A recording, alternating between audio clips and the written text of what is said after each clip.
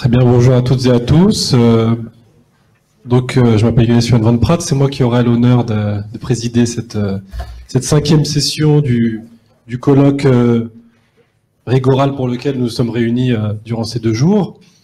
2 interventions, une première qui sera celle donnée par Mélodie Foubert que j'aimerais vous présenter. Elle est titulaire d'un double master de sociologie RECEP, donc religion, société et espace public, ainsi que SSP, sciences sociales du politique, à l'Université de Strasbourg. Ses mémoires de recherche ont porté sur le scoutisme et la pluralité religieuse, puis sur les relations partenariales entre une association locale musulmane et les acteurs publics. Et dans le cadre de ces stages de master, elle a contribué à ce projet Rigoral sur le rapport à l'institution scolaire, encore une fois, d'adolescents musulmans et sur les usages d'Internet de jeunes musulmans à travers tout un dispositif de recherche incontournable, que sont les observations, entretiens assidûment retranscrits et analysés. Elle a aussi contribué à l'analyse de sites dits rigoristes au sein du projet MusulWeb. Et elle est titulaire donc d'un contrat doctoral de l'Université de Strasbourg et sa thèse porte sur les engagements sociaux musulmans dans le cadre de la politique de la ville, dirigée par Anne-Sophie Lamine. Et donc son intervention, durant ces 20 prochaines minutes, sera consacrée au fait de penser les usages des ressources numériques musulmanes au-delà du paradigme de la radicalisation islamiste. Et je t'en prie, tu as 20 minutes et je te remercie d'avance. Très bien. Merci Younes pour cette présentation. Je suis vraiment ravie de partager avec vous les fruits de cette recherche que j'ai menée donc, dans le cadre d'un stage avec Madame Lamine. Donc en référence au titre de ce colloque, au-delà du séparatisme et de la radicalisation, je vous propose aujourd'hui de penser les usages numériques musulmans sur Internet, donc d'Internet, au-delà de la radicalisation islamiste. Pourquoi cette invitation à penser ces usages au-delà de la radicalisation? Eh bien, tout simplement parce que depuis plus d'une dizaine d'années, je ne sais pas trop si je reste proche comme ça ou... D'accord, ok. Donc, pourquoi cette invitation donc à penser ces usages au-delà de la radicalisation? Eh bien, tout simplement parce que depuis une dizaine d'années, on constate qu'il y a une multiplication de travaux sociologiques sur justement Internet et notamment Internet comme un haut lieu de radicalisation islamiste. Et ces travaux, sans en faire le facteur explicatif, eh bien, ils permettent de comprendre les phénomènes de propagande et d'embrigadement religieux à l'œuvre sur Internet, comme on peut le voir notamment chez des groupes extrémistes comme Al-Qaïda et Daesh. Alors ces recherches, évidemment, elles sont pertinentes, mais simplement cette focale sur la radicalisation islamiste participe au délaissement de ce qu'on appelle les usages ordinaires musulmans d'Internet. Donc ce que j'entends par usage ordinaire, c'est un usage relatif, conditionnel des contenus religieux en ligne, en l'occurrence musulmans. Dans la littérature francophone, cet objet de recherche est d'autant plus un impensé que sur cette thématique, les chercheurs ont surtout analysé l'offre d'islam en ligne et pas sa consommation. Face à cet angle mort des recherches sur l'Internet musulman, j'ai décidé de réaliser une enquête qualitative à partir d'entretiens semi-directifs auprès de 26 jeunes musulmans et musulmanes âgés de 18 à 29 ans. Donc ces jeunes, évidemment, utilisaient Internet dans une perspective religieuse. D'un point de vue méthodologique, il importe de préciser que j'ai interrogé des personnes qui s'identifiaient comme musulmanes, et en ce sens, je n'ai imposé aucun critère de pratique ou de croyance. C'est pourquoi, dans mon corpus d'entretien, il y a aussi ce qu'on peut appeler des musulmanes culturels. À travers l'analyse des usages ordinaires de l'Internet musulman, je propose ici d'observer les interconnexions, les influences réciproques entre la religion offline, le champ musulman, je dirais matériel, et la religion online, c'est-à-dire le champ musulman virtuel. En ce sens, après avoir présenté Donc en fait, la typologie des différents profils religieux que j'ai rencontrés dans le cadre de cette enquête. Je vous propose ensuite une analyse des influences réciproques de la religiosité des acteurs, donc de ces jeunes, et de la consommation des ressources numériques religieuses. Autrement dit, on questionnera la façon dont le rapport à la religion des jeunes musulmans et musulmanes peut orienter la consultation de contenus, de ressources religieuses numériques, mais aussi le statut, en fait, on va aussi s'intéresser au statut de ces ressources numériques religieuses dans le cadre de la socialisation de ces jeunes. Enfin, on précisera les conditions de dissibilité de la foi musulmane dans l'espace public. Et pour ce faire, je vais notamment comparer les pratiques d'expression de la foi musulmane à la fois dans l'espace public réel et dans l'espace public virtuel, notamment les réseaux sociaux. Donc on passe, là je vous propose de commencer avec donc cette première partie, cette typologie donc des profils religieux. Donc penser les usages ordinaires de l'Internet musulman, au-delà du paradigme de la radicalisation, c'est évidemment une invitation à renseigner les religiosités de ces jeunes musulmans et musulmanes. Pour objectiver les profils de ces jeunes, j'ai combiné des indicateurs subjectifs de religiosité comme l'affiliation à une mouvance musulmane, un courant musulman, ou ça passe aussi également par l'affiliation à une école juridique musulmane. Mais aussi, j'ai également interrogé le degré de pratique et également la place en fait qu'occupait l'identité religieuse dans l'identité sociale de ces acteurs, tout comme leur rapport à l'altérité religieuse. J'ai également mis en évidence des indicateurs objectifs de la religiosité, comme la pratique du ramadan, des prières quotidiennes, ou encore l'influence des différentes instances de socialisation religieuse, la famille, l'école, ou encore la communauté musulmane locale. À partir de ces critères, j'ai construit une typologie des profils religieux que vous pouvez voir donc sur la prochaine slide. Et en fait, je me suis inspirée de la grille de lecture de la diversité, enfin du pluralisme du catholicisme contemporain qu'avait mobilisé, en tout cas, qu'a construit, Jean-Marie Donegani. Et donc, cette grille de lecture du pluralisme intra-religieux, elle repose à la fois sur un premier axe d'analyse, donc des choses qu'on a déjà vues, donc en fait, un axe d'analyse qui porte sur la place qu'occupe la religion dans l'identité sociale, donc avec notamment des éléments de définition donc que vous pouvez voir ici, donc avec cet intégralisme de l'identité religieuse qui s'oppose au marginalisme, donc des éléments qu'on a déjà vus, donc je ne reviendrai pas sur leur définition. Et ensuite, le second axe d'analyse, il oppose le transigentisme à l'intransigentisme des acteurs. Donc là, c'est un axe d'analyse qui permet de replacer, on va dire, les acteurs en fonction de leur rapport à la modernité. À partir de ces deux axes, donc je vous propose la typologie suivante. Donc le premier groupe en fait que j'ai mis en évidence à partir de cette typologie, c'est le groupe en fait des pieuses en devenir. Donc c'est des jeunes musulmanes qui cultivent un rapport intégraliste à l'islam, une orthopraxie et qui ont connu une socialisation religieuse primaire encadrée par leur famille, mais aussi l'école coranique ou arabe. Ces jeunes femmes, en fait, elles travaillent pour se conformer à la norme religieuse et elles aspirent à incarner un idéal de piété. Et ça se traduit en fait par plusieurs techniques de soi, notamment le fait de chercher à tout prix incarner une orthodoxie hanafite ou malikite. Ça se manifeste également avec l'orthopraxie, une hypercorrection du comportement, également une rationalité extramondaine.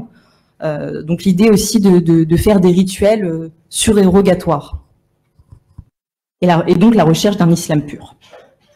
Le second profil religieux renvoie à des musulmans non pratiquants. Bien que croyants, la prière et le ramadan chez ces individus ne sont pas observés. Et là, c'est la baisse de la foi, la transgression de certains interdits, comme le fait de boire de l'alcool ou de fumer, l'abandon de la pratique religieuse, qui illustre bien en fait ce type de religiosité.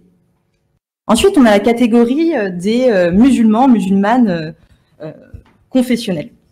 Donc cette catégorie a été construite à partir de critères combinés d'une pratique régulière, d'une conception marginaliste, voire laïciste de la religion, et d'une attention aussi au respect des autres visions du monde.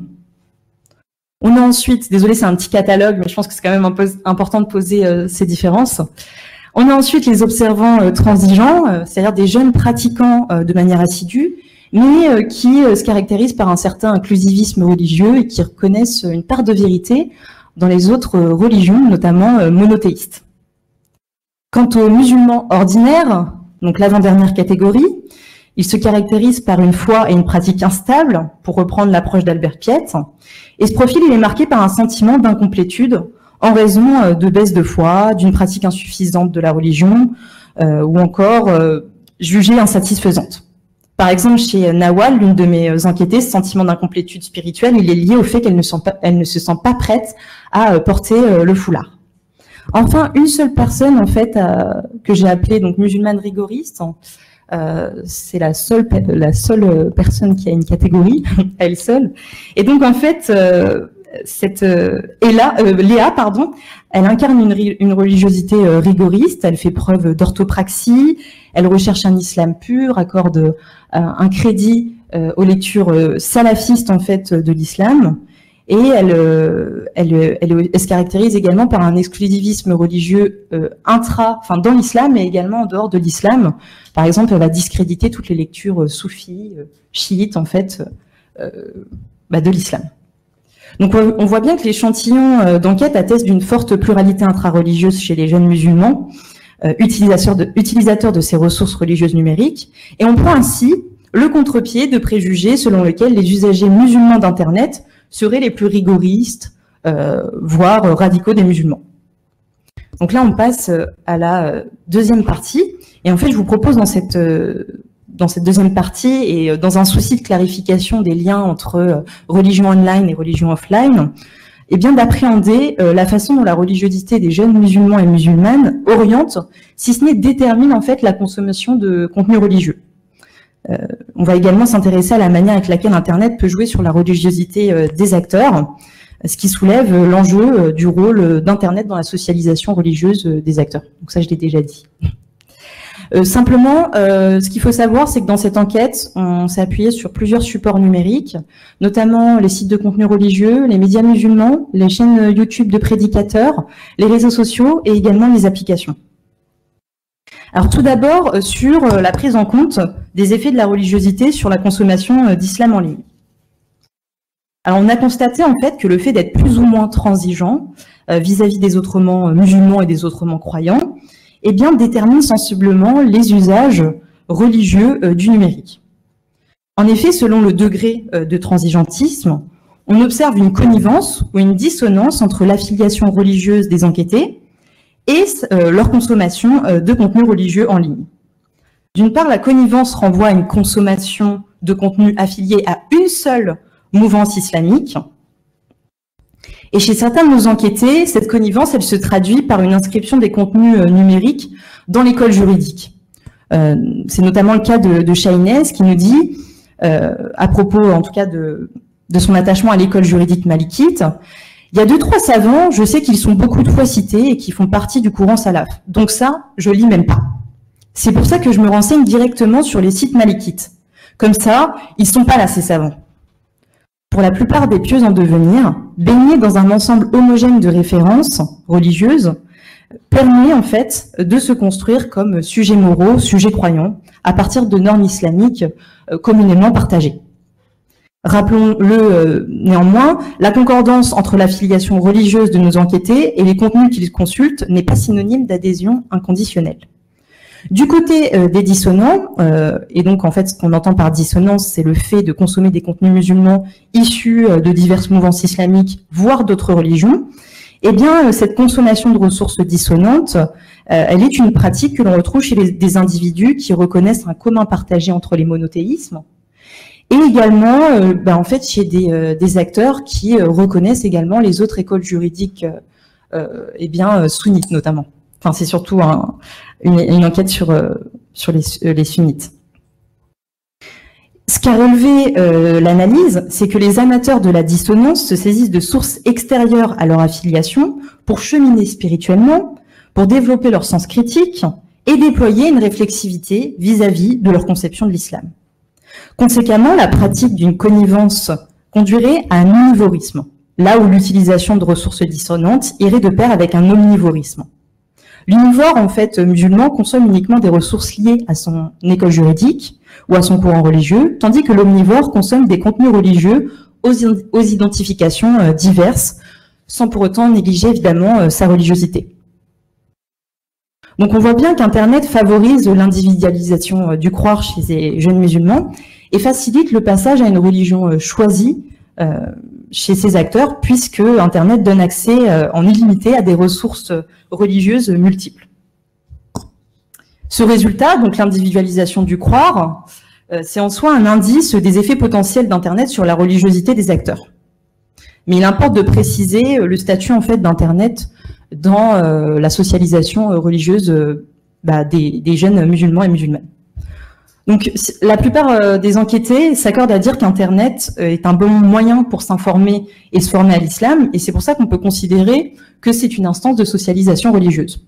Toutefois, il rappelle néanmoins que cette socialisation, cette portée socialisatrice d'Internet, elle est limitée. Et là, je vous présente, je vais vous lire un extrait d'entretien de Shaima, et elle nous dit: avec les événements antérieurs, les attentats, beaucoup d'éléments sont à analyser avant d'être pris en compte. Si tu n'utilises pas Internet, tu ne peux pas te documenter. Tu peux trouver tout et n'importe quoi sur Internet, mais il faut faire très attention. Quand tu fais des recherches, il est très important de critiquer, de prendre avec des pincettes les informations. Donc ces propos, ils montrent bien le rapport ambivalent entretenu avec l'Internet musulman chez ces jeunes, entre incontournabilité et distanciation. En posant la question de la fiabilité des informations, Shaima, elle affirme qu'Internet est une ressource religieuse insuffisante pour connaître l'islam. Et ça, comme la grande majorité en fait de nos enquêtés. Les apports religieux d'Internet seraient lacunaires ou au mieux complémentaires. Donc, en outre, pour s'assurer en fait, pour fiabiliser les contenus musulmans numériques, les acteurs, ils ont déployé plusieurs stratégies. Donc, ça passe notamment par une mise en série des informations qu'ils trouvent sur Internet. Et ensuite, ils vont choisir en fonction de la plus forte occurrence ou du choix qui correspond le mieux à leur type de religiosité, La deuxième méthode, en fait, c'est de procéder à une vérification des sources avec les textes fondamentaux en fait de l'islam, le Coran, la Sunna, et aussi en fait de vérifier les savants associés aux différents contenus. Et enfin, une dernière manière de fiabiliser les contenus, c'est de les faire valider par un imam, un père ou un membre de la famille. Donc on voit bien ici en fait qu'il y a des formes de validation du croire, numérique. Et en fait on peut faire un parallèle avec la théorie de Daniel Hervieux-Léger. Et on voit bien que on peut parler d'une validation institutionnelle du croire lorsque ces acteurs vont vérifier les sources avec les textes fondamentaux de l'islam ou chercher cette validation auprès de l'imam. Là, on va être plutôt sur une validation mutuelle du croire avec l'information auprès d'un père ou d'un membre de la famille. Cependant, et c'est là le cœur de notre questionnement dans la troisième partie, plus qu'une plateforme hébergeant des ressources religieuses, Internet est avant tout un espace de communication. Et donc, je vais être amenée à me poser la question suivante, donc à savoir comment Internet permet à ces jeunes musulmans et musulmanes d'exprimer leur foi. Alors depuis sa démocratisation dans les années 1990, Internet a toujours été considéré comme une infrastructure de communication au service de la liberté d'expression. Cette représentation enthousiaste, elle suppose évidemment la possibilité pour chacun d'exprimer publiquement sa religion sur Internet. Et pour tester cette hypothèse, moi j'ai proposé en fait de comparer les pratiques d'expression musulmane à la fois dans l'espace public et dans l'espace public matériel et dans l'espace public virtuel, notamment sur les réseaux sociaux. Donc avant de décrire ces pratiques d'expression religieuse musulmane, il apparaît judicieux de revenir brièvement sur l'histoire française du rapport public à l'islam, afin de contextualiser l'expression de l'islam dans l'espace public. Alors, je ne vais pas revenir sur toute cette histoire conflictuelle entre l'islam et la France, mais globalement, à partir des années 1970, l'islam est de plus en plus visible. On a l'avènement du terrorisme islamiste, le retour aussi plus tard, plutôt dans les années, la fin des années 80, le retour d'un interventionnisme de l'État sur ces questions. Et donc finalement, les représentations, tout cela en fait participe à la construction d'un problème, du problème musulman. Ah, d'accord, ok. Donc voilà, les représentations péjoratives, c'est évidemment j'avais pas ces 2 minutes, je pense que j'ai énoncé un peu trop tardivement. Donc les représentations négatives de l'islam, c'est évidemment cette idée d'extranéité, son incompatibilité avec la République et la menace sécuritaire. Donc je voulais juste repartir avec vous, je vais directement m'appuyer sur le PowerPoint, ça va être plus simple. Donc en fait, ce qu'on a observé, c'est qu'il y a des représentations hétérogènes de la place de l'islam dans l'espace public chez ces acteurs, et on voit la montée en fait d'une conception, je dirais, restrictive en fait de la laïcité aussi dans les représentations de ces acteurs. Et ça passe en fait par une polarisation des représentations chez ces jeunes. Donc chez les premiers, ça va plutôt passer par une intériorisation de cette conception stricte de la laïcité. Et ça s'explique soit par conviction, soit par méconnaissance, on va dire, juridique.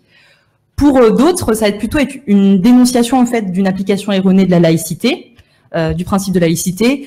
Typiquement, dans notre corpus, les jeunes musulmanes qui portent le foulard, elles vont dire que leur demander de ne pas le porter dans l'espace public, évidemment, c'est une atteinte à ce principe de laïcité.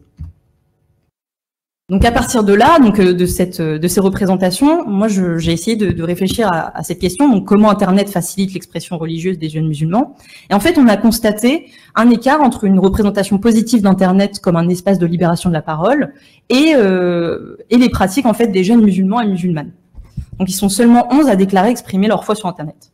Pourquoi cet écart? Eh bien, en raison d'un soupçon qui pèse sur l'expression et la visibilité musulmane.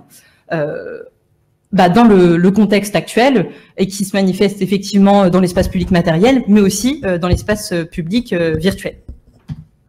Et donc, je vous montre ici, c'est la dernière slide, et je terminerai rapidement. Donc, en fait, on voit qu'il y a des continuités entre les pratiques d'expression religieuse dans l'espace public matériel et dans l'espace public virtuel, mais aussi des ruptures, justement en raison de cette stigmatisation de la visibilité de l'expression musulmane.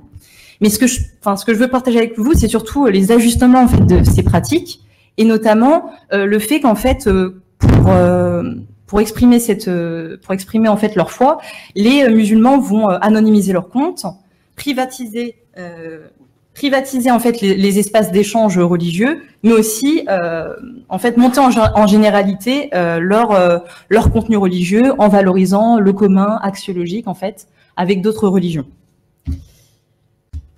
Et donc ça me permet d'arriver à la conclusion. Donc on voit bien qu'il y a des recompositions, on va dire, des modalités d'expression musulmane aussi sur Internet, sur l'espace public virtuel. Et en fait, ce que je vous ai proposé avec cet exposé, en fait, c'était de penser les usages musulmans d'Internet, les usages ordinaires, au-delà de ce paradigme de la radicalisation. Et en fait, tout cela, ça implique de déconstruire un certain nombre d'idées reçues, le fait que les internautes musulmans ne sont pas nécessairement rigoristes, radicaux, le fait que consommer une ressource religieuse numérique, c'est pas forcément approuver, adhérer au contenu idéologique porté par ces contenus, et le fait aussi que les pratiques numériques des acteurs doivent être recontextualisées évidemment là en l'occurrence le contexte français. Et je terminerai là-dessus. Je suis vraiment désolée d'avoir débordé de quelques minutes. J'espère vous avoir insufflé ce goût pour la sociologie de la consommation des contenus religieux musulmans. Merci encore pour votre attention. Merci beaucoup Mélodie. Alors, donc place aux questions. J'aimerais, vu que ma position me le permet, introduire 2 questions, s'il te plaît. J'aimerais savoir dans quelle mesure, parce que quand on parle de consommation, finalement, de quoi on parle? Est-ce qu'on parle de lecture? Est-ce qu'on parle de visionnage? Et au fond, est-ce que tu as eu l'idée de réinscrire ces pratiques-là dans ce qu'on appelle les pratiques culturelles. Il faut savoir que tous les 5 ans, je ne sais pas si c'est toujours le cas, le ministère de la Culture publie des enquêtes sur les pratiques culturelles de lecture, entre autres, et sur différents supports. Et du coup, dans quelle mesure tu situes la consommation d'Internet au sein d'un faisceau, d'un panel d'actions, de pratiques, et notamment avec des pratiques concurrentielles que sont la lecture livresque, par exemple, ou bien le suivi d'enseignement, justement. Oui. Et dans quelle mesure il y aurait un corrélat? Ça, c'est une première question. Et il y a une deuxième question brève. Tu parlais, j'ai trouvé ça très intéressant, des méthodes de vérification qu'il s'imposait ou qu'il déclarait s'imposer, parce que je pense aussi qu'il faut faire la différence entre la déclaration et la pratique. Hein. Et j'aimerais savoir s'il y avait des différences selon les 3 modalités en fonction du profil religieux. Parce que pour moi, le second, je me paraît assez problématique, au sens où tu soulignais le poids de certains acteurs d'une approche que je qualifie de madhabique, se référant à une école juridique, et très souvent ce discours s'accompagne par l'incapacité de pouvoir évaluer des énoncés à partir des sources de la religion soi-même.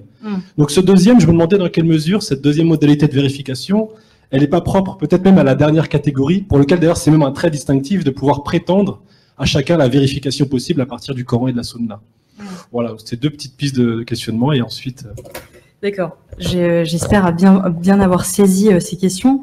Alors, pour la contextualisation, on va dire, de ces pratiques, elle est, on va dire, à l'échelle des autres pratiques culturelles, et notamment, j'avoue ne pas avoir pensé ces éléments. Évidemment, peut-être qu'on pourrait rapprocher cette utilisation d'Internet à, je dirais, une pratique culturelle populaire, dans son sens, on va dire, global, c'est-à-dire une pratique de masse. Après, évidemment, comme je l'ai souligné, ces pratiques-là, elles sont quand même relativisées par ces jeunes musulmans. Et il est évident que lorsque je parlais d'instances de socialisation, pour qualifier en fait Internet, ces ressources qui sont consultées, elles sont perçues par ces acteurs avec scepticisme et distanciation. Et donc, en fait, finalement, ce que j'ai pu observer, c'est que ce recours à la religion online, en fait, c'est un moyen pour ces jeunes musulmans et musulmanes de se rattacher à la religion offline. En fait, souvent, par exemple, beaucoup m'ont dit, écoute, lorsque je suis pas lorsque je suis pas avec des membres de ma famille, des membres de la communauté musulmane locale, ce que j'essaye de faire sur mon temps libre, et pour ne pas gâcher en fait ce temps libre, c'est d'écouter, un peu le Coran sur mon chemin, enfin sur le trajet de mon travail, en fait de replacer en fait cette existence, je dirais, séculière dans, on va dire, un référentiel un peu plus religieux. Je ne sais pas si j'ai répondu à la question.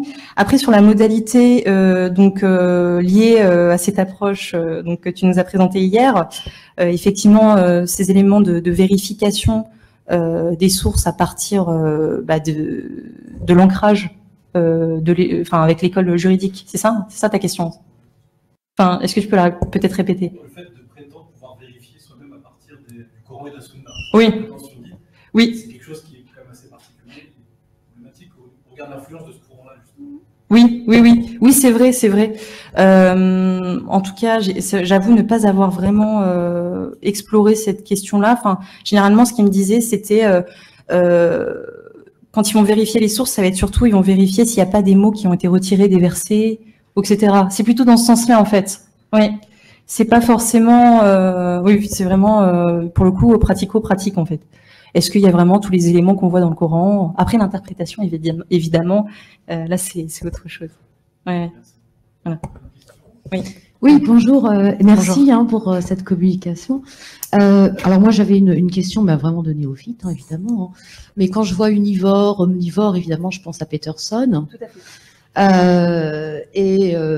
Peterson, la ligne de clivage, si je puis dire, entre les omnivores et les univores, c'est la classe sociale.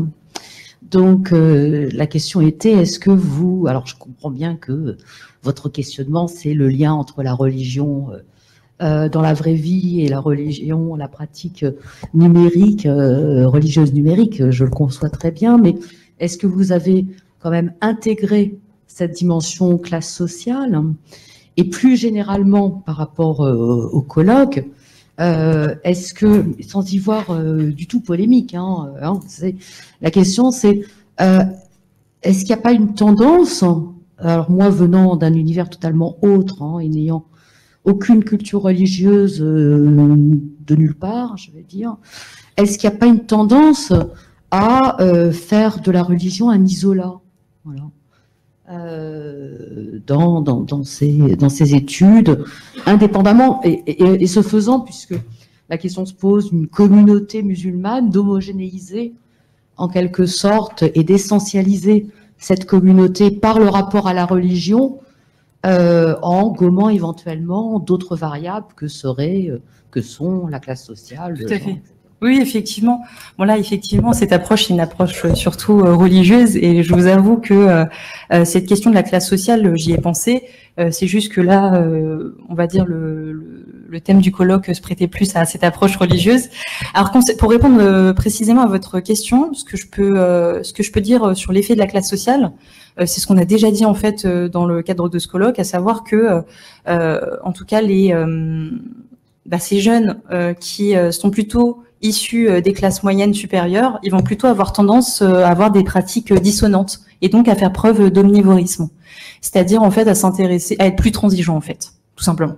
À être plus transigeant et à se saisir de ressources numériques religieuses qui sont pas forcément en adéquation avec leur propre conception de la religion.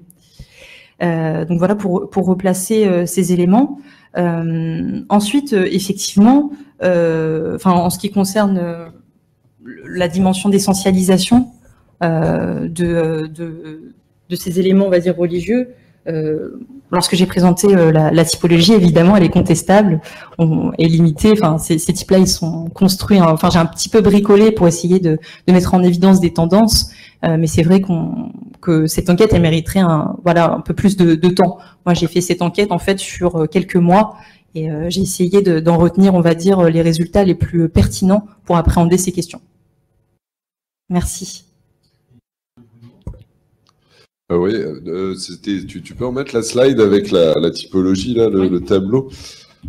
Moi, j'ai juste besoin que tu m'expliques, j'ai pas compris la différence entre les pieuses en devenir et la musulmane rigoriste. Oui.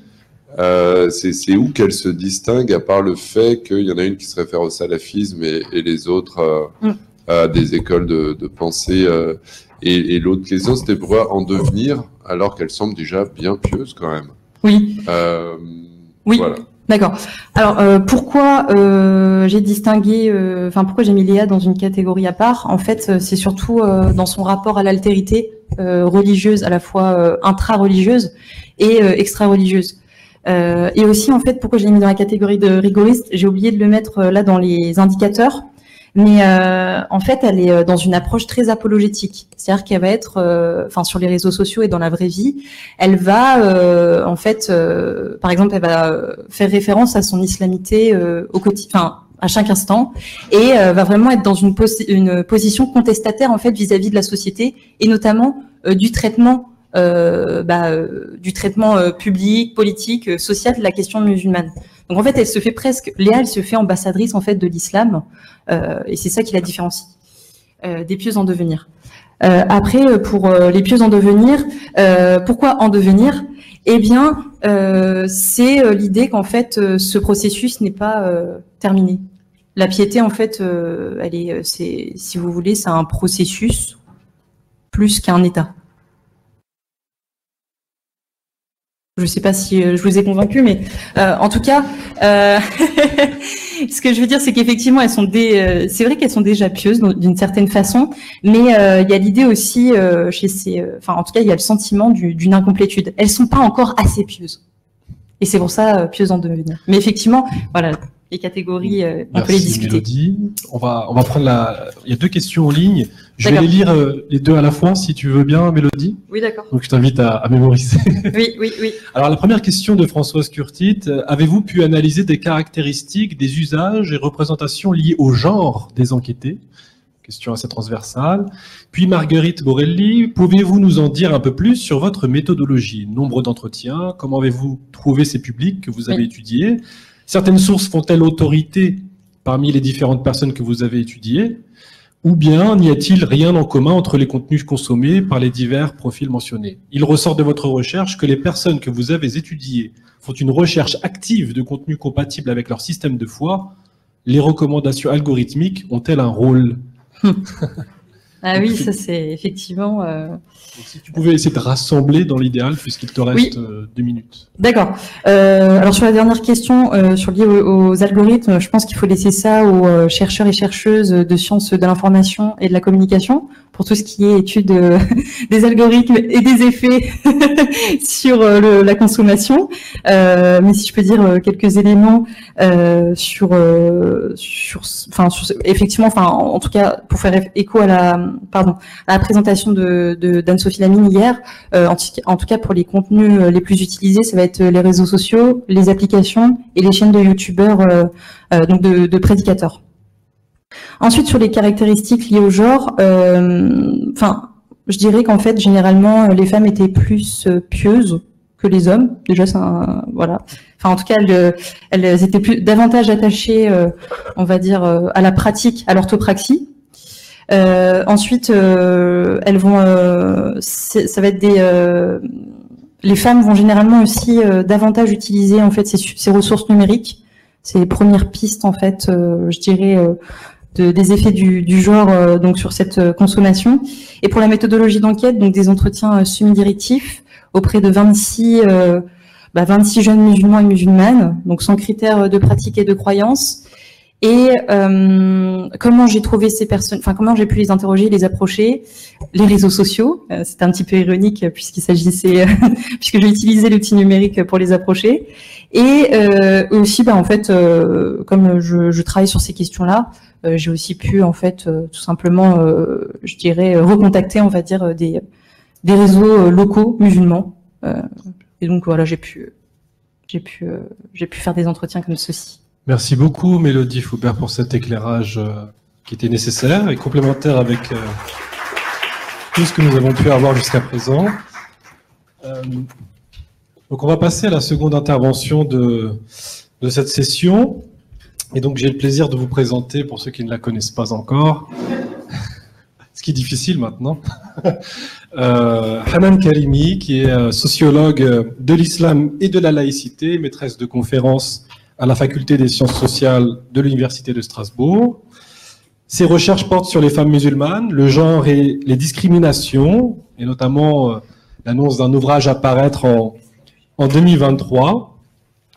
Elle a aussi travaillé sur l'Internet musulman, dont il a été question ici, et puis elle participe à plusieurs projets collectifs, alors Rigoral, dont est issu ce colloque, Encounters aussi, sur les relations entre juifs et musulmans dans les métropoles européennes, et Akadiscri, sur les discriminations dans l'enseignement supérieur et la recherche. Par ailleurs, elle a été formatrice habilitée par l'Observatoire de la laïcité et valeurs de la République, rien que ça, auprès du Centre national de la fonction publique territoriale. Et parmi ses dernières publications, on peut notamment mentionner un article intitulé « Des femmes musulmanes entrepreneuses en réseau en France, faire face aux discriminations multiples » dans la revue Travail, Genre et Société en 2020, donc il y a peu. Et un autre article aussi très intéressant sur la question de l'insertion professionnelle également, The Hijab and Work, Female Entrepreneurship in Response to Islamophobia, dans la revue International Journal of Politics, qui date déjà de 2008. 2018. 2018, voilà, oh là là. Mais tu es tellement précurseur que du coup, je fais un peu de zèle. Et du coup, donc, dans cette seconde intervention, durant ces 20 prochaines minutes, tu vas nous parler de l'instruction à domicile. En quoi est-ce un signe de radicalité, un vaste programme. Et puis après, on aura le droit aux questions. Et je te remercie beaucoup. Merci beaucoup, Younes, pour cette introduction et cette présentation élogieuse. Alors, c'est un signe de radicalité, point d'interrogation. Tu l'as précisé et ça nuancera peut-être la réponse que j'ai faite tout à l'heure quand j'ai modéré et discuté la session sur les valeurs de la République et la laïcité. Effectivement, j'ai été habilitée jusqu'à l'année dernière parce que, étant enseignante-chercheuse, je n'ai plus le temps de faire ces formations auprès de professionnels et d'agents territoriaux. Le programme qui a été lancé en 2015 après les attentats, notamment de Charlie Hebdo et d'Hyper Cacher. Et c'est pourquoi j'avais cette nuance, en tout cas, de dire que dans le programme de la formation VRL, on était dans une approche très juridique et légaliste de la question alors, paradoxalement, en fait, sur la question de la laïcité comme une valeur, parce que c'est quand même ça qui est mobilisé ensuite dans les établissements scolaires dont on a parlé ce matin. Donc voilà, nous et c'est ce qu'on fait ici aussi, vous allez le voir, la question c'est pas tant d'être dans l'opposition, c'est d'interroger, c'est de réfléchir, c'est d'expliquer. Et notamment ici, avec l'instruction en famille, est-ce que c'est un signe de radicalité? Alors pourquoi cette question? Cette question, elle apparaît dans le discours des Mureaux en octobre 2020, quand le président de la République, Emmanuel Macron, a désigné, ici comme vous le voyez en rose, la déscolarisation des enfants comme un prétexte à l'enseignement de principes qui seraient non conformes aux lois de la République et révélateur d'une contre-société que l'État prend au sérieux. Donc ça, c'est le discours des Mureaux où, ici, l'instruction en famille est corrélée aux établissements hors contrat et à partir de là, s'amorce un renforcement législatif concernant l'instruction en famille, donc que tu as appelé l'instruction à domicile, c'est synonyme. Ce qui n'est pas surprenant ici, pardon, je reviens sur la slide, où l'instruction à l'école ici, en opposition à l'instruction en famille, sera rendue obligatoire pour tous dès 3 ans. Ce qui n'est pas surprenant si on se souvient, et j'étais allée plus loin, j'ai oublié mon papier à la maison, donc tant pis, les vigilances qui avaient déjà été émises, mais dès 2015 et bien avant aussi, dans le plan national de prévention de la radicalisation en février 2018, dans lequel une des 60 mesures mettait en lien, déjà en 2018, les établissements hors contrat, et notamment les établissements musulmans hors contrat, et l'instruction à domicile. Et ici apparaît une suspicion de radicalisation, si on en revient à la slide précédente. Le problème, c'est le séparatisme islamiste. C'est un projet conscient qui est théorisé, qui est politico-religieux, qui se concrétise par des écarts répétés avec, encore une fois ici, la question des valeurs de la République et la traduction, et c'est pour ça que cette question de l'IEF est intéressante ici, c'est la constitution de contre-société dans lequel une des manifestations est la déscolarisation. Alors comment on fait face à cette construction d'une contre-société? Eh bien, on rend l'école obligatoire à partir de 3 ans. Et ça donne la loi dont on a parlé ce matin, qui concrétise ce discours des Mureaux, la loi confortant les principes républicains, qui a modifié du coup le recours à l'instruction en famille, qui jusqu'au décret de février de cette année 2022, il suffisait d'une simple déclaration pour expliquer que les enfants étaient en instruction en famille. Aujourd'hui, il faut une autorisation pour pouvoir recourir à l'instruction en famille. 2 facteurs expliquent ici ce durcissement de la réglementation dans le cas de l'IEF. 1, le nombre de cas déclarés en IEF ne cesse d'augmenter, il a triplé en une décennie avec une accélération notoire entre 2016 et 2023. Je vais vous donner les chiffres après. À la rentrée 2020, enfin on le voit ici, hein, c'est en bleu pour les instructions dans la famille, donc l'IEF, c'est ce qui est en bleu, on voit comment ça augmente considérablement, une accélération dont on ne connaît pas vraiment les ressorts, et on va donner quelques pistes ici. Et à la rentrée 2020, on a quand même 62 000 enfants qui sont en dehors de l'école et qui sont déclarés en IEF. Donc ça, c'est le premier facteur qui explique ce durcissement. Le deuxième, c'est que l'école, si on revient ici, c'est que l'école constitue un espace central du plan de prévention et de détection de la radicalisation dans une situation et dans les situations post-attentat. Et donc, les enfants qui sont en IEF échappent dès lors à ces mesures de prévention, de détection de la radicalisation. C'est ce que dit le président de la République ici, c'est que la République résiste par l'école à ceux qui veulent l'abattre. Donc c'est très clair la corrélation entre les deux. Dans ce contexte, qu'est-ce qu'on a fait? On s'est intéressé aux pratiques IUF de familles majoritairement musulmanes. Pour quelles raisons et comment ces familles instruisent-elles leurs enfants à domicile? Quelle part du religieux dans ces pratiques et quelles sont les conséquences du cadrage politique post-attentat sur les pratiques de l'IUF? Alors avant de répondre à ces questions, je voulais vous situer un peu la constellation de l'instruction en famille dans l'instruction obligatoire, alors qui est modifiée notamment par la voie de l'autorisation et non plus de la déclaration. Et ici, nous, on se situe, je montre ici, on est juste là. Donc, c'est les familles qui nous ont intéressés. C'est l'instruction qui est dispensée par les parents ou par l'un d'entre eux et par toute personne de leur choix. Notamment pour les familles les plus aisées, elles peuvent avoir recours à quelqu'un qui donne des cours particuliers.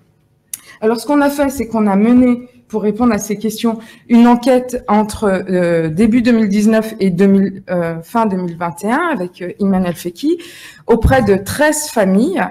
Le Covid a participé grandement à ralentir et même à saboter certains terrains parce qu'on avait justement envie de passer du temps en train de voir les gens en train de faire l'instruction en famille. Et donc l'ensemble des familles qu'on a abordées ici sont musulmanes dans la France de l'Est. J'ai séparé la France en Ouest et en Est. On est resté à l'Est, du Nord au Sud, et on recourt à l'instruction en famille pour leur famille. On a fait une dizaine d'entretiens, dont une partie avait déjà été réalisée par Iman dans le cadre de son master, auprès des mères de ses enfants, avec 3 jours d'observation en immersion pour Iman et 2 demi-journées en IEF pour moi, qui ont été faites en novembre 2021. Elles sont âgées de 29 à 53 ans, elles sont plutôt diplômées de Bac+2 à Bac+8, et elles sont majoritairement de domaines de sciences humaines et sociales, de travail social, de santé, à l'exception seulement de 2 femmes qui ont un niveau secondaire. Alors, elles sont mariées, sauf une qui est divorcée, et ont entre 1 et 5 enfants, avec une moyenne de 4 enfants par famille, donc bien au-delà de la moyenne nationale. Et la moitié de ces familles n'a pas d'activité professionnelle, et je vais l'expliquer tout de suite après, au moment de ces rencontres, tandis que l'autre moitié est partagée entre des activités auto-entrepreneuriales et des emplois à temps partiel. 3 des femmes que nous avons rencontrées sont nées en France ou sont arrivées dans l'enfance. 4 autres sont issues de la 2e génération, soit originaires du Maghreb et de Turquie, et une d'un couple mixte franco-algérien, et les 5 autres sont nées en France de parents français. 6 des femmes se déclarent converties à l'islam, et leurs conjoints sont pour plus de la moitié nés à l'étranger, ou pour 2 d'entre elles nées en France de parents français et convertis à l'islam.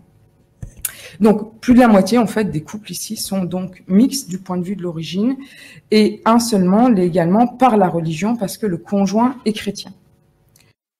Autre situation de ces familles, c'est que la plupart, la grande majorité de ces familles vivent en ville, tandis qu'une autre vit à la campagne.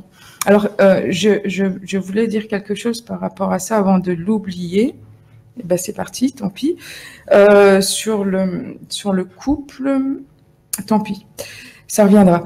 Et puis nous verrons aussi, donc ce que je propose de faire tout de suite, c'est de voir justement comment on dit instruction en famille pour dire instruction à domicile, et peut-être que d'ailleurs instruction à domicile est plus neutre que instruction en famille, parce que on interroge la catégorie famille ici, dans un premier temps, et puis dans un second temps, on verra comment sont motivés le recours à l'IEF, quelles sont les pratiques concrètes de l'IEF, et ensuite comment le cadrage politique, et notamment la politique du soupçon à l'égard des familles musulmanes en IEF, parce que là on est vraiment dans une fenêtre très réduite, amène différentes postures chez les femmes concernées entre collaboration, accommodement ou résistance face au contrôle de l'État. Alors, vous l'aurez compris, je l'ai dit tout de suite, j'ai parlé des mères, eh bien parce que l'instruction en famille, c'est d'abord interroger l'économie domestique de l'instruction en famille. Et l'instruction en famille, c'est une histoire de femmes. C'est une histoire de mères de famille. Donc, l'IEF des familles musulmanes, on parle de celle-ci en particulier, se caractérise par sa dimension genrée et familiale traditionnelle, sauf pour une qui est divorcée, on l'a dit tout à l'heure. En effet, l'instruction en famille est un travail de mère qui implique à la fois une réorganisation professionnelle, c'est pour ça qu'on parlait du temps partiel, ou de l'auto-entrepreneuriat, ou de l'inactivité professionnelle, mais également spatiale. Et là, j'aurais aimé vous rajouter des photos, mais les 20 minutes ne le permettent pas. Et l'IEF, donc, nécessite de facto une disponibilité des mères qui, en fait, est la conséquence d'une bifurcation biographique qui suit la maternité pour la moitié des familles rencontrées ici. Et ça se caractérise également par un engagement familial total de la part de ces mères qui est incompatible avec toute autre activité salariée à temps plein.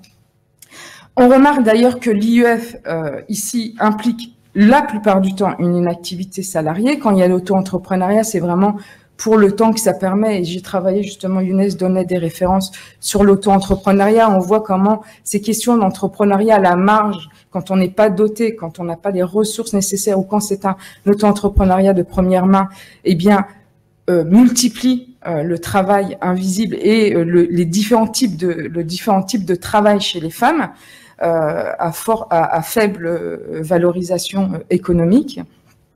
Et donc, c'est pour ça qu'on retrouve ici l'auto-entrepreneuriat. Et donc, les familles qu'on a rencontrées ici sont toutes dans un schéma traditionnel du couple hétérosexuel qui est renforcé ici par l'IEF, où l'homme assure la dimension économique de la famille et la femme, la dimension matérielle, le travail domestique, le travail du care et tout ce qui va avec. Et c'est à la fois un renforcement de la structure familiale, des idéaux familiaux et des idéaux religieux. D'accord ? Parce que la bonne mère, au niveau du registre du discours religieux, c'est très prolixe. Et donc, les hommes, ici, sont significativement moins engagés dans l'organisation de l'instruction de leurs enfants, sauf pour les matières scientifiques, me direz-vous. Donc, ça regroupe tout ce qu'on connaît déjà sur la répartition du travail entre hommes et femmes dans des couples hétérosexuels. Ils travaillent à l'extérieur et donc participent à la marge, à la charge de l'IEF, notamment avec les sorties, avec les lectures ou parfois avec la participation au contrôle. On observe aussi une réorganisation domestique qui met au centre de l'espace. Vraiment, on est arrivé dans des salons pour les demi-journées d'observation et puis pour les journées d'immersion d'Imen, dans des appartements où la salle de réception, le salon, était une salle d'activité. D'accord, où il y avait des bibliothèques, où il y avait des jeux en libre service, où il y avait, c'est vraiment un espace ludique et pédagogique ici consacré à l'IEF. J'ai retrouvé ce que je voulais dire. C'est que un des effets de notre terrain, et c'est pour ça que je disais que le Covid a particulièrement perturbé notre enquête, mais aussi que on se situe à un niveau où on n'a pas eu accès du tout aux familles les plus salafisantes.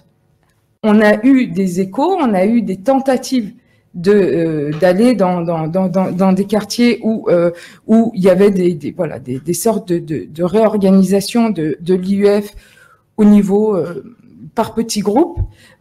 En l'occurrence dont je me souviens, mais le terrain était complètement fermé. Là, il y a une grande défiance, même des chercheurs et des chercheuses, en l'occurrence en sciences humaines et sociales, et donc on n'a pas eu accès à ce terrain. Donc on a plutôt ici un terrain qui a été ouvert et où les personnes étaient disposées à nous recevoir, à nous répondre. Et je pense que c'est important de le dire, notamment par rapport à ce que je décrivais au début. Donc, je disais également, et je reviens ici sur la réorganisation domestique, on est dans un choix de vie qui est valorisé comme un engagement parental total, qui est lié au bien-être de l'enfant, à son rythme, à ses besoins, à ses spécificités, et la valorisation aussi implique que dans les activités auto-entrepreneuriales, souvent, pour les quelques mères qui sont dans l'auto-entrepreneuriat, c'est la question de l'IEF qui est mobilisée. Alors, je vais arrêter de lire pour pouvoir aller jusqu'au bout de ce que je voulais vous dire. Donc là, sur les rôles familiaux et traditionnels, c'est OK. Donc, les motivations et les pratiques. On a sélectionné 2 principales motivations chez chacune des mères rencontrées. La première catégorie, très clairement, pour 3/4 des familles, c'est des motivations qui sont liées à l'intérêt de l'enfant. Ça regroupe vraiment la généralité de ce qu'on connaît sur l'IUF. Les familles, même non confessionnelles, qui ont recours à l'IUF le font d'abord pour l'intérêt de l'enfant. C'est comme ça qu'elle l'explique. Et notamment ici, avec pas mal d'enfants qui sont 10 ou qui ont des troubles, qui sont trop avancés ou qui sont inadaptés à l'école. Donc ça, on le trouve souvent, ou qui ont un mal-être scolaire. Donc ça, c'est la première catégorie. La deuxième, avec 3/4 des familles qui préfèrent des pédagogies dites alternatives, avec une volonté d'individualiser les apprentissages. On a en 3e position seulement les justifications religieuses, avec une seule des familles qui les a évoquées exclusivement avec la question du hijab, et 3 autres qui l'ont associé à d'autres catégories. Et ces 3 familles évoquent l'interdiction de port de signes religieux à l'école, tandis que la dernière y ajoute des valeurs et des programmes enseignés. Donc on voit à quel point ici, mais le terrain et l'échantillon est très petit, mais à quel point c'est minoritaire parmi ces 13. On a également le refus de la carte scolaire qui apparaît, et en termes de bifurcation biographique, on a également le projet de départ à l'étranger qui parfois enclenche l'instruction en famille pour 2 des familles. Et je le note parce que c'est quand même, peut-être qu'en 2020, on va voir, en 2021 et 2022, on va voir, quoique la politique de cadrage peut-être l'empêche, mais en tout cas avec le Covid, il y a des familles qui se sont lancées parce qu'elles se sont retrouvées à faire l'instruction à domicile et qui se sont lancées après le premier confinement dans l'IUF. Alors, comment font les mères en pratique? Alors, en pratique, on a distingué dans la littérature sur cette question-là, on parle de courant pédagogique, de courant idéologique. Alors nous, on a préféré, étant donné le contexte national, ne pas parler de courant idéologique ici parce que ça ne correspondait pas à notre terrain. Mais on a très largement, majoritairement, un courant pédagogique et un courant convictionnel ici. Étant donné que c'est pas englobant à 100% dans les pratiques des mères, la religion. Enfin, moi, je me suis intéressée à regarder, par exemple, la place du Coran, la place de l'enseignement religieux dans leurs pratiques. Et le Coran, il était coincé dans une bibliothèque au milieu d'une BD et puis d'un jeu de société. Enfin, des choses qui montraient aussi à quel point, par exemple, il faisait juste partie du décor, à quel point même dans leur justification et la manière dont elle mobilise l'IUF, c'est assez marginal. Alors justement, revenons sur les pratiques. Il y a 3 grandes catégories.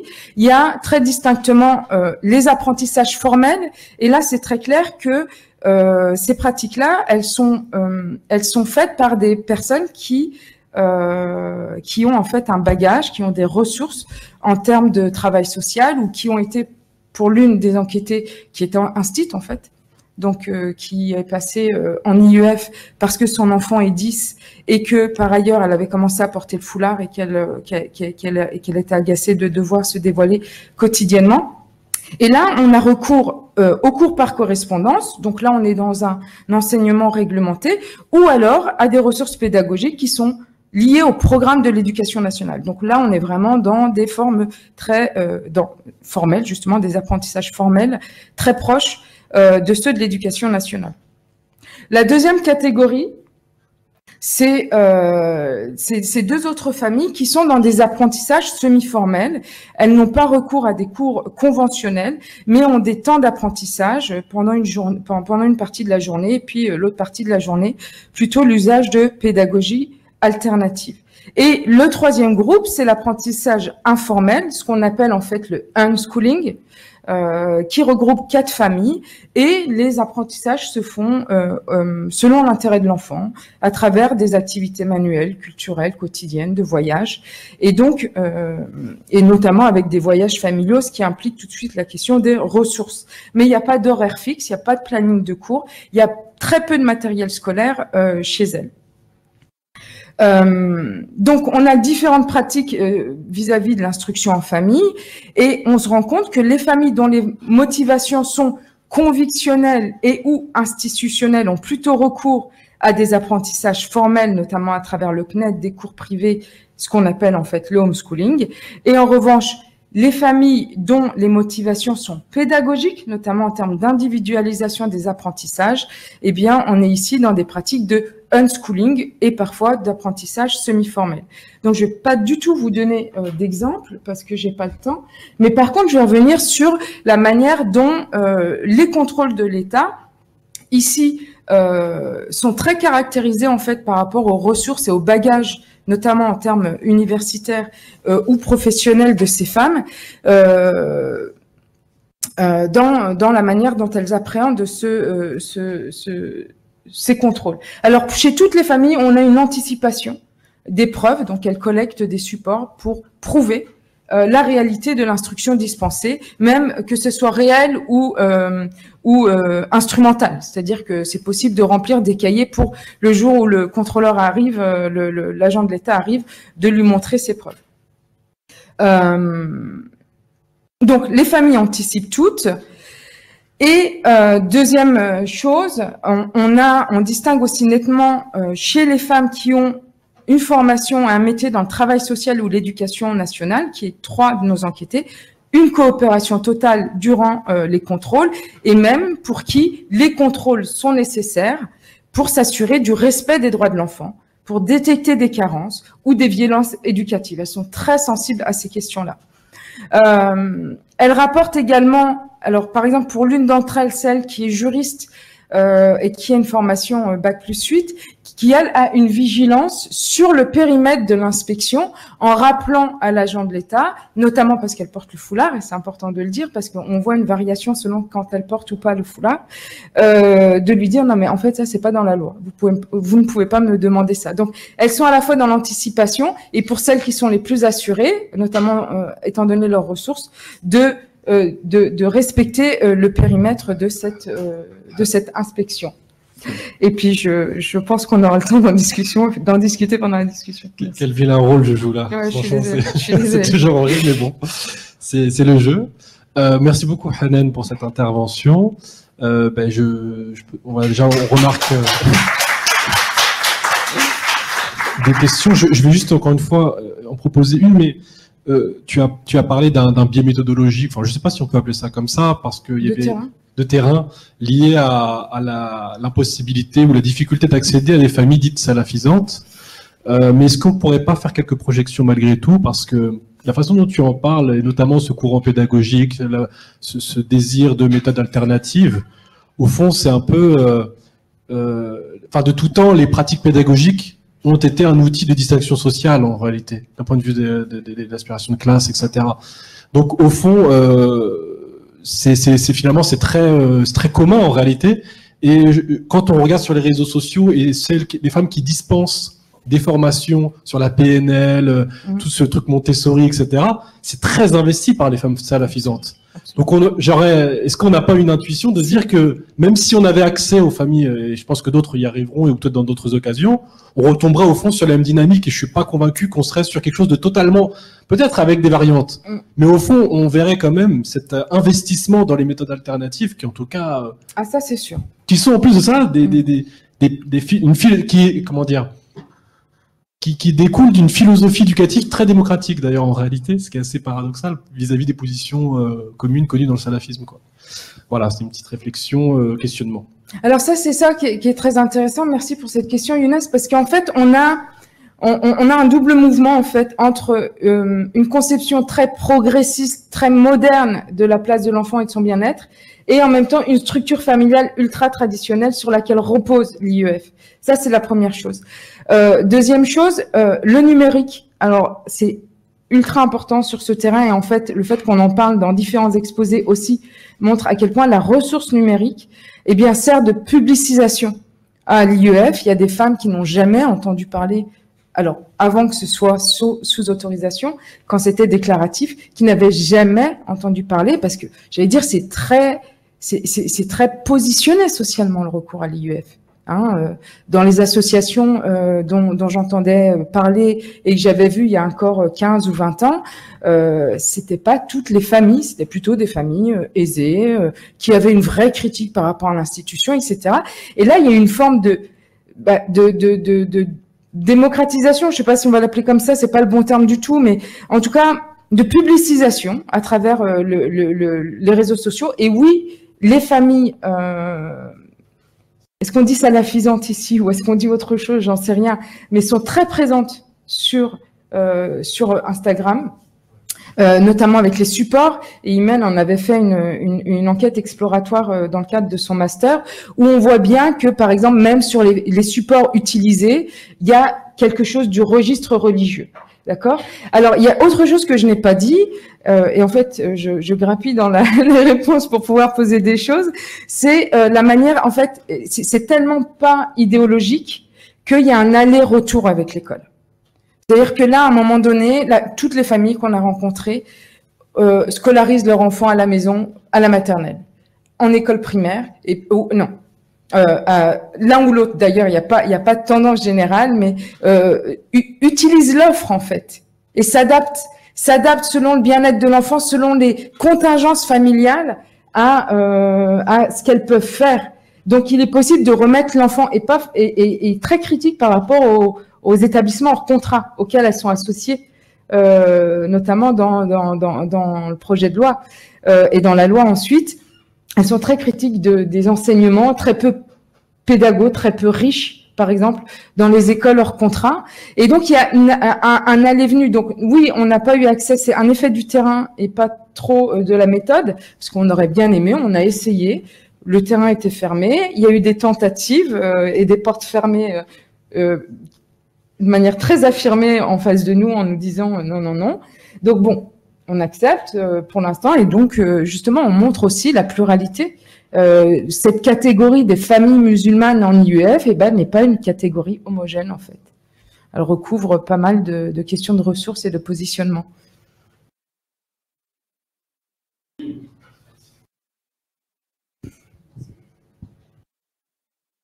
Oui, du coup j'ai plusieurs petites questions.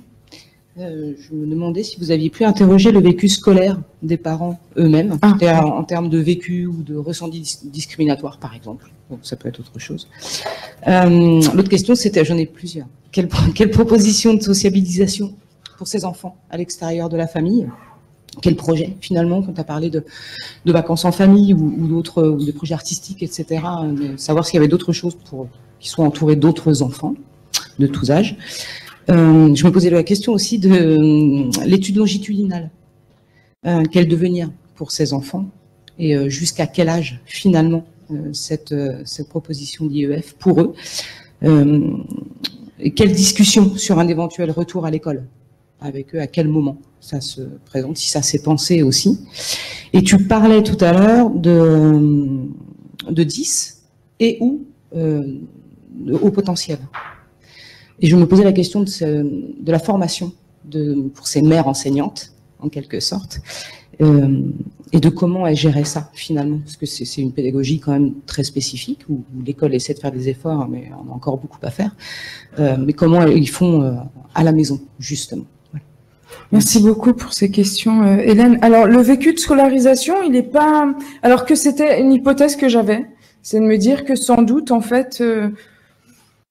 la question de la défiance vis-à-vis de l'école joue considérablement là-dedans. Et en fait, par exemple, quand on remonte en généralité en dehors des familles musulmanes, eh bien, ça rentre pas la question des discriminations. Et ici, ça joue pas tant que ça, parce que c'est vraiment très lié à la parentalité.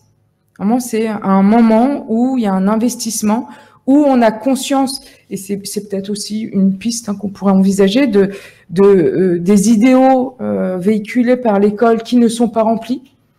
D'ailleurs, elles le disent toutes, en fait. elles disent toutes, si l'école était plus inclusive, si l'école était plus souple par rapport au rythme de l'enfant, par rapport aux 10, si elle s'adaptait plus en fait à ces situations-là, on remet sans discuter nos enfants à l'école. Ça, c'est chez quasiment toutes. Alors, étude longitudinale, j'avais fait une petite recherche et en fait, il y a une ANR qui a été faite et qui se termine cette année sur l'instruction en famille. D'accord? Et je pourrais te donner les références. Alors, jusqu'à quel âge? En fait, j'ai répondu avant. Il y a pas d'absolu. D'accord? Il n'y a pas d'absolu dans l'IUF. Et j'allais dire que ce qu'on a observé avec Imen, c'est que l'autorisation maintenant qui est décrétée, eh bien, elle change les postures. Et c'est la partie que j'ai pas pu aborder. C'est-à-dire que, par exemple, dans son immersion de 3 jours, où elle a rencontré, ça répondra à une autre de tes questions, des familles qui se rencontrent entre familles, d'instruction en famille, et où les enfants se rencontrent entre eux, où il y a des activités, où il y a des sorties, des loisirs qui sont partagés avec d'autres enfants, eh bien, il y a des familles qui prennent, alors que c'est des, j'allais dire, victimes collatérales de cette loi contre les séparatistes parce qu'elles sont pas musulmanes. D'accord, qui décident par exemple de ne plus déclarer leur enfant ou de ne pas demander l'autorisation. Ce que par ailleurs la famille musulmane, la femme musulmane, parce que c'est d'une femme qu'il s'agit ici, dit ne pas pouvoir assumer parce que sinon elle cumulerait les stigmates. D'accord, elle dit moi je vais jouer le jeu parce que c'est trop coûteux. Le retour à l'école est envisagé notamment pour cet enfant 10 qu'on a rencontré. D'ailleurs c'est aussi il y a souvent plusieurs éléments qui font qu'à un moment donné, l'IEF est acté. Et notamment dans le cadre de cette enseignante de physique-chimie au collège, le fait qu'elle porte le foulard, qu'elle se dévoile, fait partie. C'est une cause, pas la plus directe. Le vrai choc, c'est un jour où elle arrive avec l'enseignante de CE2 de son fils et que elle lui dit non mais votre enfant il en a rien à faire, il est hyper indiscipliné, et elle voit et l'enfant ricane. Et en fait, il ricane de stress et de nervosité. Et elle lui dit non mais vous voyez, il en a complètement rien à faire. Et là, elle voit toute la violence de l'encadrement et elle se dit je peux pas laisser mon enfant ici parce que sinon il va être abîmé. Et donc c'est ça qui fait que elle prend la décision de le garder et elle met en place tout un suivi médical, d'accompagnement. Et là, son enfant, à la rentrée prochaine, retourne à l'école. Voilà.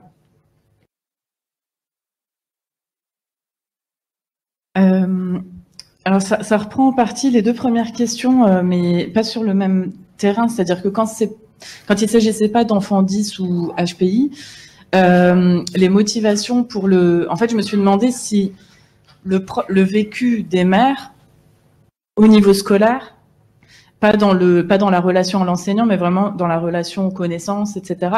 Donc, est-ce que leur propre vécu a fait partie de la décision de faire l'instruction en famille? C'était ma première question. La deuxième question, c'était sur les activités extrascolaires ou extra-IEF, du coup, du type... le sport, le théâtre, avec qui, comment, dans quelle structure, des associations, ou est-ce que c'est vraiment avec des familles qu'ils connaissent? Voilà, donc dans ce cadre-là.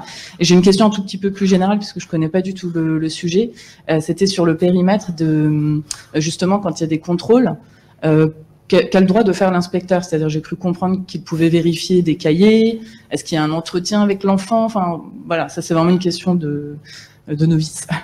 Il y a 2 types. Merci beaucoup, Lorraine, pour tes questions. Il y a 2 types. Je réponds directement à la dernière question. Il y a 2 types de contrôles. Je te renvoie aussi au Vademecum sur l'instruction en famille de novembre 2020 qui revient sur ces différents contrôles. Il y a un contrôle social de la part de la mairie. Donc, où là, ils envoient un agent municipal, que ce soit une psychologue, que ce soit... on avait vu d'autres... de travailleurs sociaux, voilà, qui viennent une assistante sociale qui vient à la maison et qui voit que les conditions sont réunies, mais il n'y a rien de pédagogique dans ce contrôle-là. C'est une discussion avec la famille. Alors bon, voilà, la discussion se fait. Et puis, il y a un contrôle pédagogique. Alors, ce contrôle pédagogique, chez toutes les familles qu'on a rencontrées, il se passe dans des établissements scolaires. Il est ultra formel. Hein. Ici, par exemple, à Strasbourg, il se passe à l'inspection académique, enfin peut-être plus maintenant d'ailleurs, c'est presque des épreuves en fait, c'est des épreuves pour vérifier le niveau des enfants. Imen, peut-être tu veux rajouter quelque chose. À partir du collège, oui, c'est important.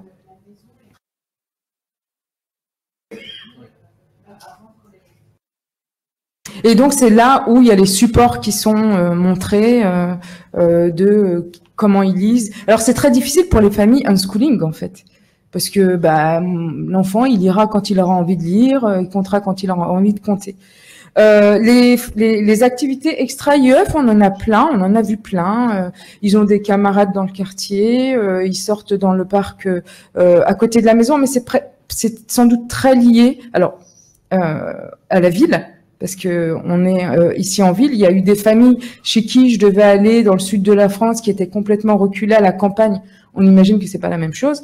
Qui ont des activités, les cartes de médiathèque. On parle de la raquette de badminton où il y a un inspecteur qui lui dit montrez-moi la carte de médiathèque et la raquette de badminton. Ok, comme si c'était une preuve qu'elle en faisait. Enfin, et justement, elle se dit à un moment donné, c'est quoi entre le contrôle et la suspicion de radicalisation parce que je suis musulmane. Enfin, voilà. Et le périmètre, je me rappelle plus. Si, c'est ça. Alors leur vécu, non, leur vécu vraiment, c'est pas quelque chose qui est apparu prépondérant dans les motivations. Vraiment, il y a quelque chose, un peu même j'allais dire. Alors oui, on peut forcément le réinscrire. On peut toujours supposer qu'il y a une part de la défiance vis-à-vis de l'école républicaine ou de la non-promesse tenue par rapport à l'égalité des chances qui nourrit une critique. Et en fait, là, j'aimerais bien revenir sur quelque chose qui est apparu de manière transversale depuis hier, qui est la question des mobilisations contre le mariage pour tous, qui, à un moment donné, et on le voit dans les chiffres,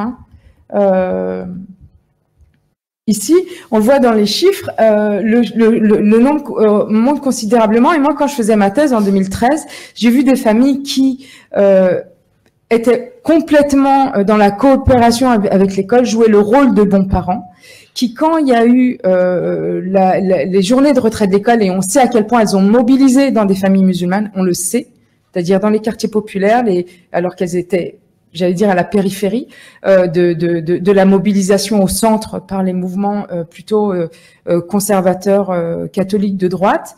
Et là est apparu dans les discussions que j'avais dans les salons justement avec les mamans que je rencontrais en groupe, de dire moi je vais retirer mon enfant, et justement cette structure familiale traditionnelle qui est menacée. Et là d'un coup il y a l'éventualité de l'UEF. Et j'ai retrouvé ça une seule fois sur mon terrain de manière un peu inattendue pour moi, notamment avec cette enseignante qui ne savait pas que ça existait, l'IUF, l'enseignante de collège, et qui me dit Farida Belgoul, donc la figure de proue de la manif pour tous, auprès de Civitas et d'autres, qui est allée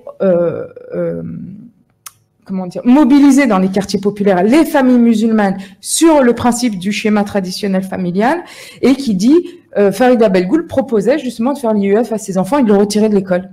Et là, d'un coup, il y a encore un lien qui se fait avec la question, cette date, ce point en fait nodal de la manif pour tous. Quand même incroyable, mais c'est arrivé qu'une fois.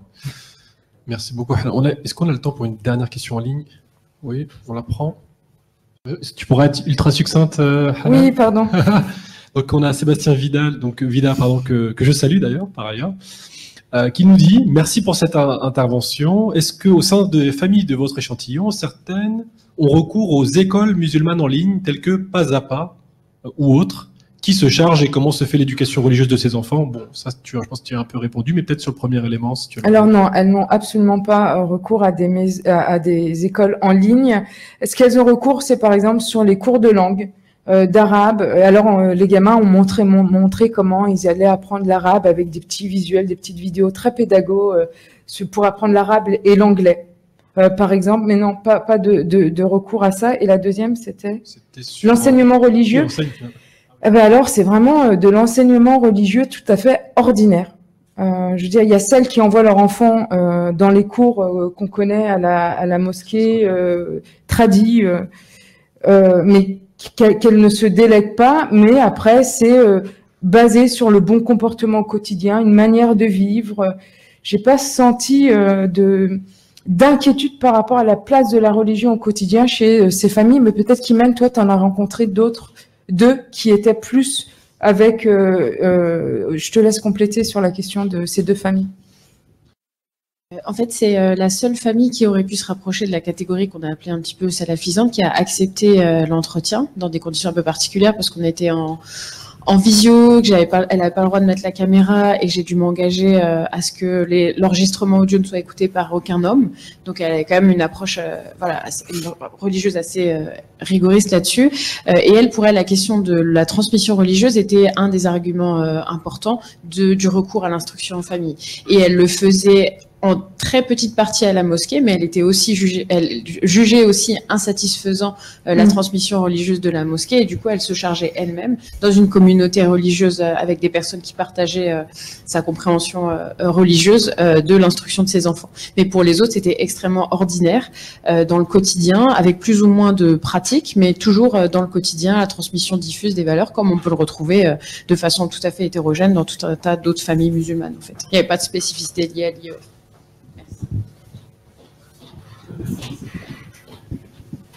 Merci à toutes et à tous. On clôt à travers cette intervention le cycle, les 2 sessions de la matinée qui étaient fort intéressantes. Oui. Oui, et donc vous êtes conviés à un magnifique buffet déjeuner qui aura lieu, j'imagine, au premier étage.